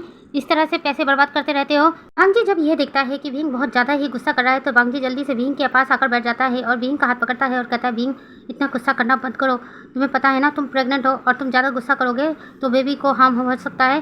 भींग जब ये बात सुनता है तो जल्दी से अपने स्टमक पर हाथ रखता है। भींग इस वक्त 5 महीने प्रेग्नेंट था। भींग वांगजी की तरफ देखता है और कहता है, ठीक है मैं गुस्सा करना बंद कर देता हूँ। उसके बाद कार्मली वांगजी और भींग दोनों की तरफ देखती है और कहती है कि तुम दोनों बातें करो, मैं पड़ोस वाली आंटी के साथ बात करने जा रही हूँ। ऐसा कहकर कार्मली वहाँ से निकल जाती है। भींग और वांगजी कार्मली को जाते हुए देख रहे थे।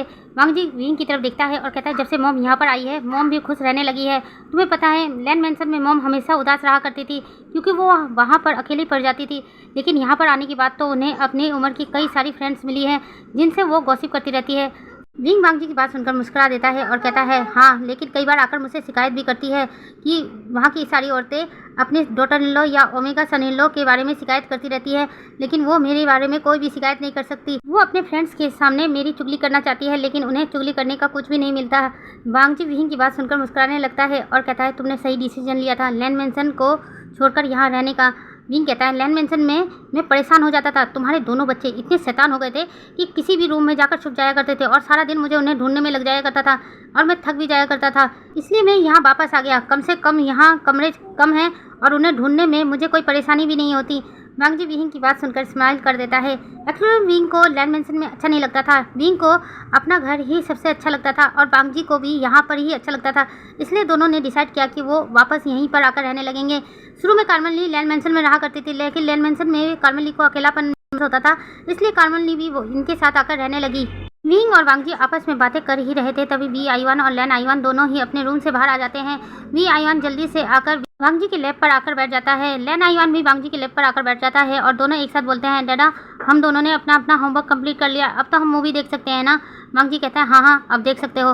दोनों बच्चे खुशी में उछलने लगते हैं और कहते हैं, ये अब तो हम हॉरर मूवी देखेंगे। वांगजी जैसे ही हॉरर मूवी का नाम सुनता है वांगजी के पसीने छूटने लगते हैं। वांगजी उन दोनों की तरफ देखता है और कहता है कि मैंने कितनी बार मना किया है ना, कोई हॉरर मूवी नहीं देखेगा और ऊपर से तुम्हारी मॉम प्रेग्नेंट है, ऐसी हालत में हॉरर मूवी नहीं देखना चाहिए। भींग कहता है, नहीं मैं तो देखूंगा और मेरे बच्चे भी देखेंगे और जो मेरे अंदर है वो भी देखेंगे। वांगजी कहता है, बिल्कुल नहीं, मैं तुम लोगों को हॉरर मूवी देखने नहीं दूंगा। उसके बाद उन चारों की मस्ती स्टार्ट हो जाती है। वांगजी हॉरर मूवी देखने के लिए मना कर रहा था लेकिन भींग और बच्चे हॉरर मूवी देखने की जिद कर रहे थे। वांगजी थक हार कर उनकी बात मान जाता है और वो सभी हॉरर मूवी देखने लगते हैं, लेकिन एंड तक वांगजी डर के मारे कांपने लगता है और टीवी बंद कर देता है और कहता है, मैंने कितनी बार मना किया है, हॉरर मूवी मत देखा करो, अब मुझे रात को नींद नहीं आएगी। तभी कार्वली भी वहाँ पहुँच जाती है और वांगजी की ऐसी हालत देखकर हंसने लगती है और कहती है, सीरियसली मेरे बेटे से पूरी दुनिया डरती है और मेरा बेटा हॉरर मूवी से डरता है। ऐसा कहकर कार्मली जोर जोर के हंसने लगते हैं। कार्मली को इस तरह हंसता देखकर सभी हंसने लगते हैं।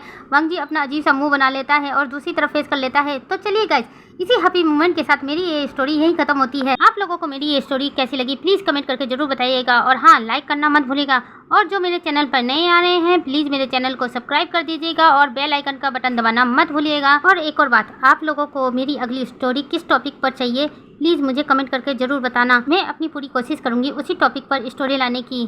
तो चलिए चलते हैं। Thanks for watching.